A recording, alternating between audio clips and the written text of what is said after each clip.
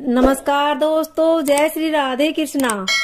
आप सभी का एक बार फिर से स्वागत है हमारे चैनल भूमिपुत्रा में। आज सुनते हैं गुरुवार व्रत की कथा। प्राचीन काल की बात है। किसी राज्य में एक बड़ा प्रतापी और दानी राजा राज करता था। वह हर गुरुवार को व्रत रखकर दीन दुखियों की मदद करके पुण्य प्राप्त करता था, परंतु ये बात उनकी रानी को अच्छी नहीं लगती थी। वह न तो व्रत करती थी और न ही दान पुण्य में विश्वास रखती थी। इतना ही नहीं, वह राजा को भी ऐसा करने से मना करती थी। एक समय की बात है, राजा शिकार खेलने के लिए वन गए। घर पर रानी और दासी थी। उसी समय गुरु बृहस्पति देव साधु का रूप धारण कर राजा के दरवाजे पर भिक्षा मांगने आए। साधु ने जब रानी से भिक्षा मांगी तो वह कहने लगी, हे साधु महाराज, मैं इस दान और पुण्य से तंग आ गई हूँ। आप कोई ऐसा उपाय बताएं जिससे कि सारा धन नष्ट हो जाए और मैं आराम से रह सकूं।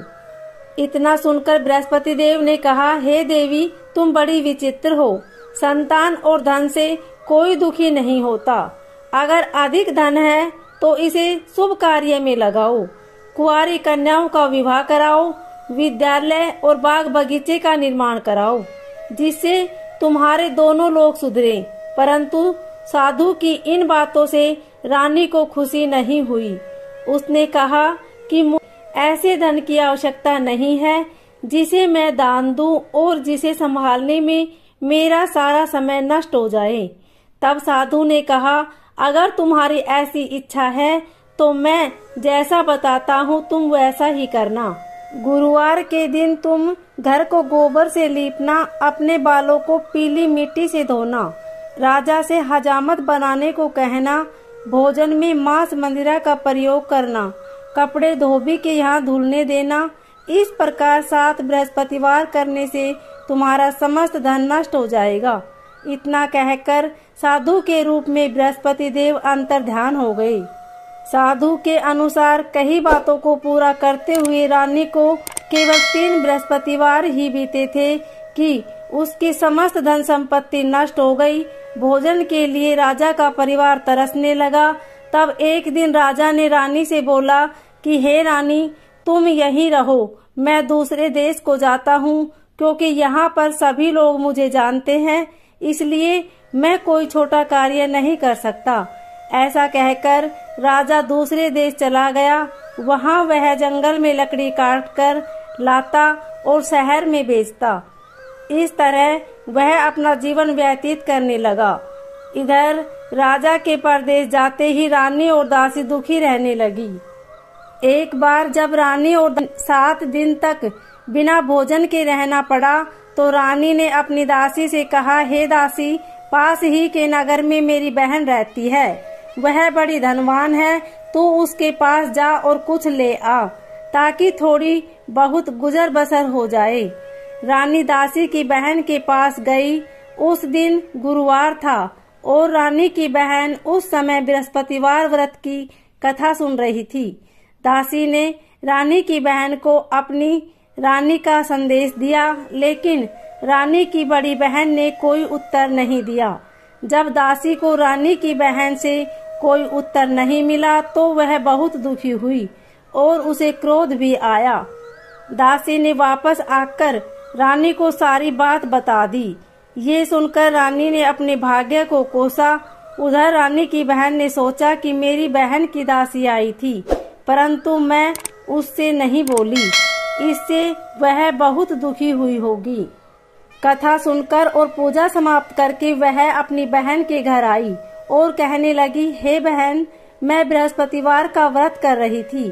तुम्हारी दासी मेरे पास आई थी, परंतु जब तक कथा होती है तब तक न तो उठते हैं और न ही बोलते हैं, इसलिए मैं नहीं बोली।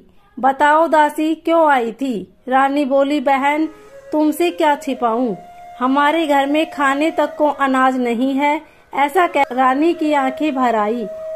उसने दासी समेत पिछले 7 दिनों से भूखे रहने की पूरी बात अपनी बहन को बता दी। रानी की बहन बोली, देखो बहन, भगवान बृहस्पति देव सबकी मनोकामना को पूर्ण करते हैं। देखो शायद तुम्हारे घर में अनाज रखा हो। पहले तो रानी को विश्वास नहीं हुआ। वह बहन के आग्रह करने पर उसने अपनी दासी को अंदर भेजा तो उसे सचमुच अनाज से भरा एक घड़ा मिल गया। ये देखकर दासी को बड़ी हैरानी हुई। दासी रानी से कहने लगी, हे रानी, जब हमको भोजन नहीं मिलता तो हम व्रत ही तो करते, इसलिए क्यों न इनसे व्रत और कथा की विधि पूछ ली जाए ताकि हम भी व्रत कर सके। तब रानी ने अपनी बहन से बृहस्पतिवार व्रत के बारे में पूछा। उसकी बहन ने बताया, बृहस्पतिवार के दिन व्रत में चने की दाल और मुनक्का केले की जड़ में अर्पित करे तथा दीपक जलाए, व्रत कथा सुने और पीला भोजन ही करे। इससे बृहस्पति देव और भगवान विष्णु प्रसन्न होते हैं। व्रत और पूजा की विधि बताकर रानी की बहन अपने घर को लौट गई।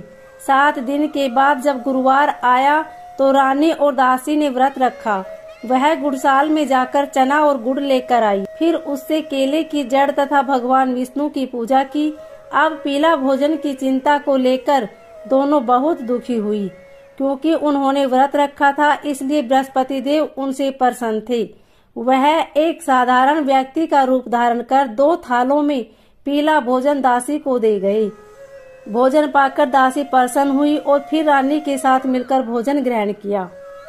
उसके बाद वह सभी गुरुवार को व्रत और पूजा करने लगी। बृहस्पति देव की कृपा से उनके पास फिर से धन संपत्ति आ गई, परंतु रानी फिर से पहले की तरह आलस्य करने लगी। तब दासी बोली, देखो रानी, तुम पहले भी इस प्रकार आलस्य करती थी। तुम्हें धन रखने में कष्ट होता था, इस कारण सभी धन नष्ट हो गया और अब जब देव बृहस्पति की कृपा से धन मिला है तो तुम्हें फिर से आलस्य होने लगा है। रानी को समझाते हुए दासी कहती है कि बड़ी मुसीबतों के बाद हमने ये धन पाया है, इसलिए हमें दान पुण्य करना चाहिए, भूखों को भोजन कराना चाहिए और धन को शुभ कार्य में खर्च करना चाहिए। इससे तुम्हारे कुल का यश बढ़ेगा, स्वर्ग की प्राप्ति और पितृ प्रसन्न होंगे। दासी की बात मानकर रानी अपना धन शुभ कार्य में खर्च करने लगी। इससे पूरे नगर में उसका यश बढ़ने लगा। बृहस्पतिवार व्रत कथा के बाद श्रद्धा के साथ आरती की जानी चाहिए। उसके बाद प्रसाद बांटकर उसे ग्रहण करना चाहिए। दोस्तों, कथा अच्छी लगी हो तो वीडियो को लाइक जरूर करें और साथ ही हमारे चैनल को सब्सक्राइब करना ना भूलें। धन्यवाद। ओम नमो भगवते वासुदेवाय।